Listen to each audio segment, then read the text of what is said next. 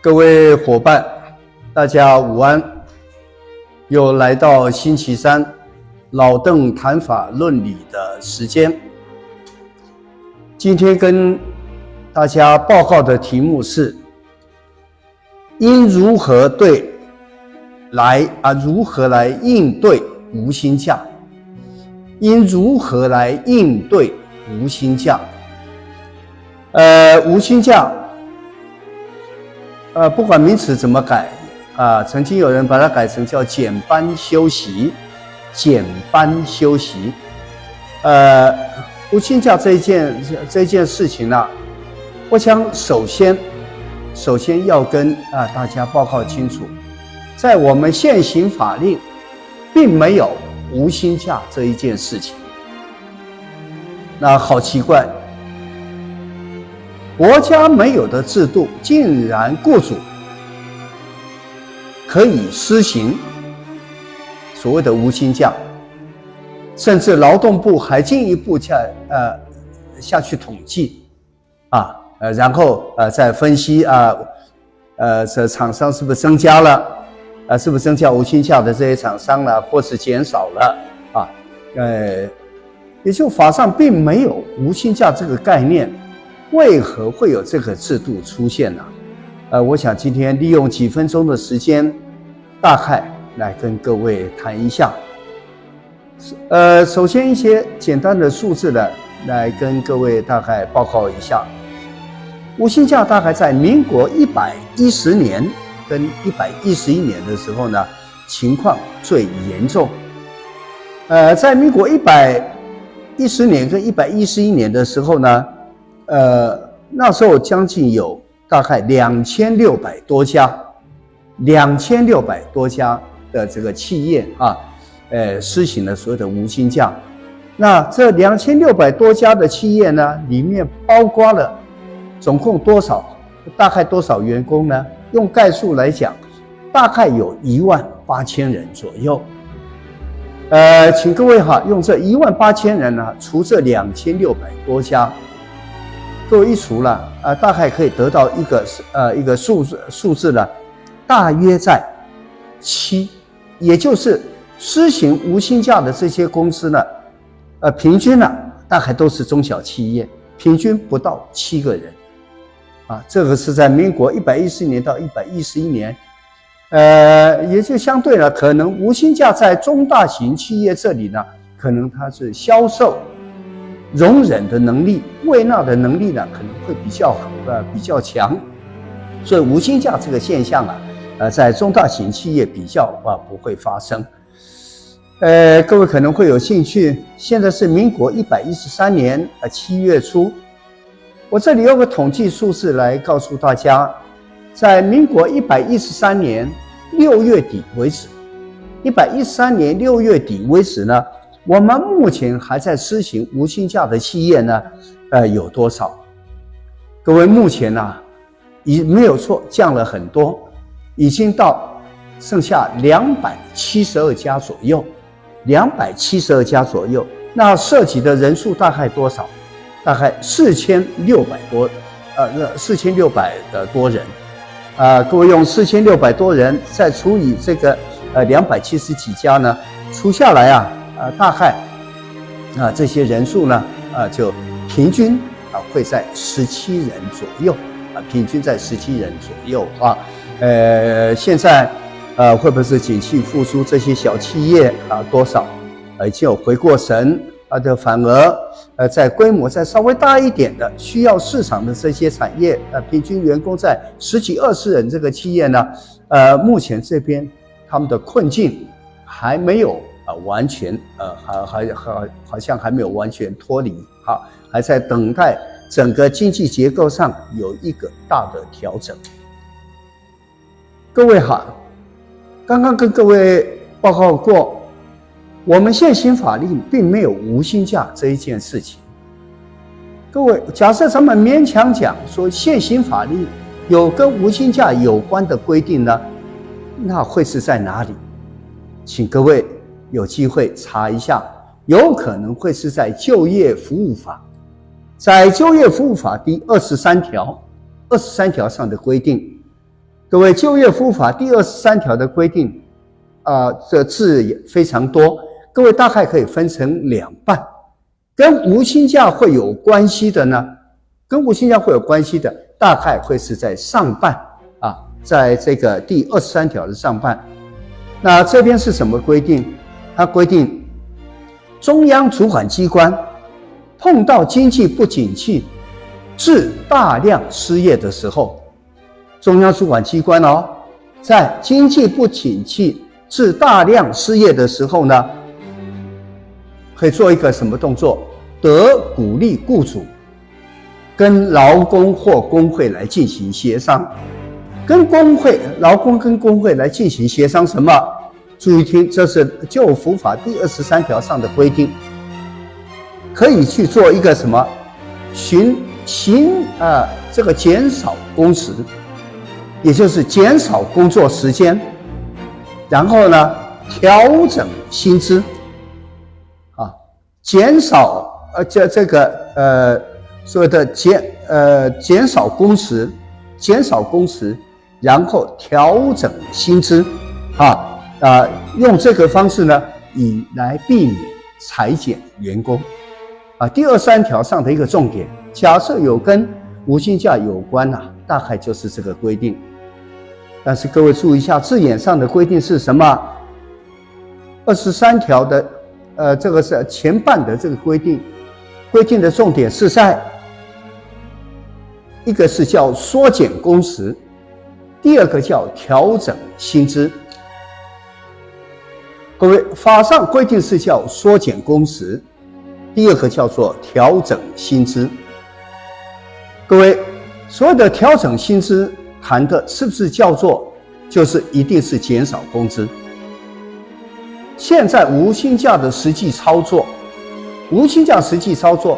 法上规定的这个所谓的调整薪资，几乎通通是减少工资。当然，景气不好没有错一定会成为减少工资的这个结果。但是问题是，各位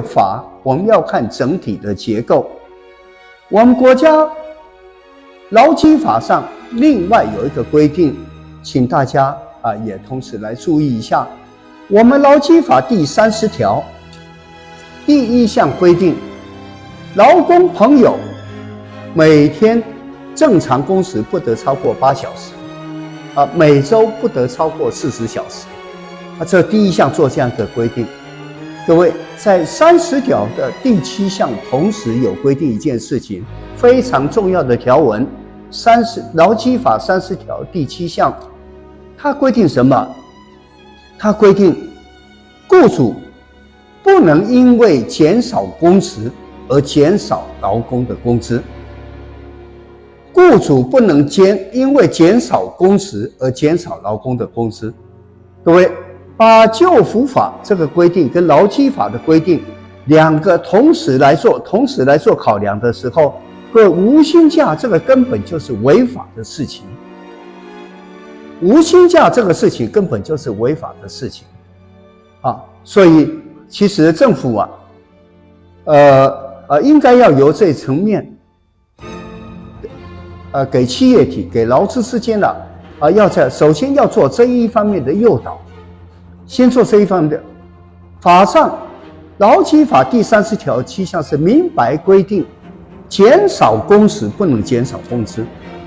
而且减少工时之后，你假设减少工资，在劳基法第79条第1项里面还更进一步规定，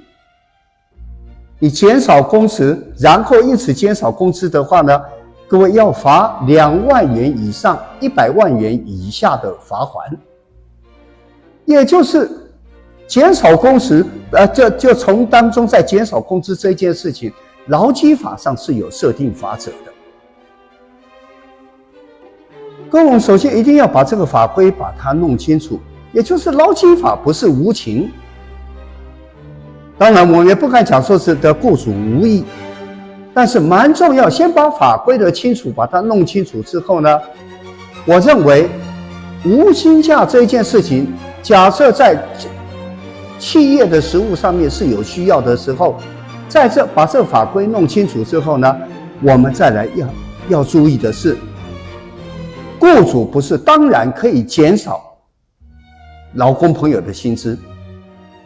雇主并不当然可以减少劳工朋友的薪资。那我相对的意思要告诉什么？此刻雇主薪资付不出来，那怎么办？今天、明天暂时没有办法付，各位将来有没有一天可以付？有啊，有可能是有啊。所以我要讲的意思是，雇主其实在减少工资的过程里面，不要把它视为当然，其实应该相对跟劳工朋友讲，将来好日子的时候，今天减少的部分，我们要做怎么样一个补偿啊？我再重说一次，雇主在法上的责任没有错，可能当下的这个需要可以对这薪资这边做一个调整，因为劳工朋友同意。但是在道义上应该是什么？道义上应该要同时约定，将来这个钱我们怎么样给劳工朋友做一个补偿？否则你减少劳工朋友的薪资，劳工朋友日子怎么过？而且苦日子你就要求劳工朋友跟你一起过，未来经济复苏赚了钱的话，雇主你又拿走。各位不会觉得这样奇怪吗？我们劳资之间为何不是今日同苦，明日同甘？今日我愿意跟你共苦，那明日请让劳工朋友有同甘的这个机会。各位伙伴，假设以上我这讲法上，各位可以赞成的话，当我们碰到有无薪假的时候呢，把以上法规的基础弄清楚之后，其实再来要忙的是什么？不是由资方单方下命令，而是劳工朋友这边开始要忙什么？要进行劳资协商。进行什么一个劳资协商？也就是有关工资调整的协商双方可以签订团体协约或是另外特别的一个劳动契约，通通可以把这个约定好，把这个约定好，我们让今日大家共同度小月，那将来有好日子时候，我们再给员工这样来填补。各位，其实这是我们在应付无薪假，我们在处理景气不好时候，雇主真的在资金上是有困难的时候呢，应该是按照这个方式来处理，会是比较正确会是比较正确。那我最后要跟各位讲，以上法上是通的东西，法上是做这样一个规定，雇主应该跟劳工朋友要约定未来补偿的条款。假设没有做这样约定的这补偿的条款的时候呢，我在这里很直接给各位做一个建议。各位，有关降薪的这个部分，这是属于劳资争议处理法上所谈的权利事项的劳资争议，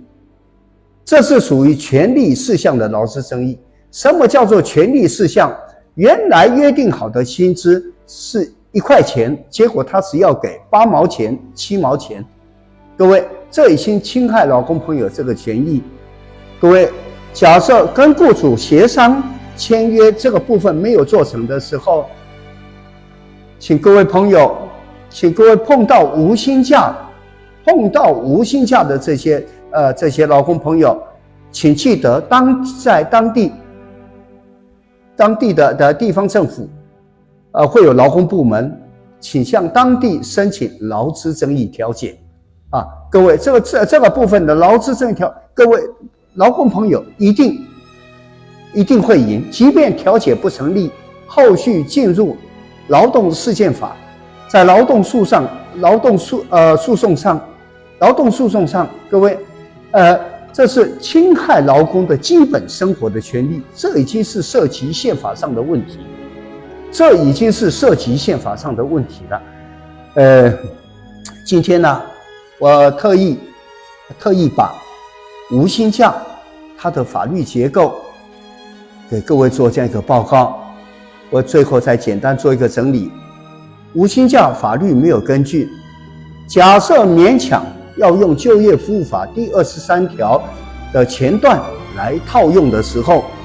各位，他最多只能谈调整薪资，不是减少薪资。雇主只要是减少劳工朋友的薪资，就是违反劳基法第30条第7项的规定，这个要科以劳基法第79条第1项2万元以上100万元以下的罚款。各位，保持原有的薪资，过得平淡的生活，这是劳工朋友的这个权益。碰到雇主要减少劳工朋友的薪资的时候，请记得政府是有情的，各地方政府是可以申请劳资争议调解，请各位对自己的权利事项，申请劳资争议调解，调解不成立，可以进行劳动事件法规定的劳动诉讼。各位要在操作上，假设不熟悉，觉得会有困难，请各位就跟这支电话联系这边有 QR code， 我愿意来协助大家。劳工朋友的平安，劳工朋友的幸福，就是这国家社会的幸福。各位伙伴，我们一起努力。今天给各位的报告就到这里，谢谢。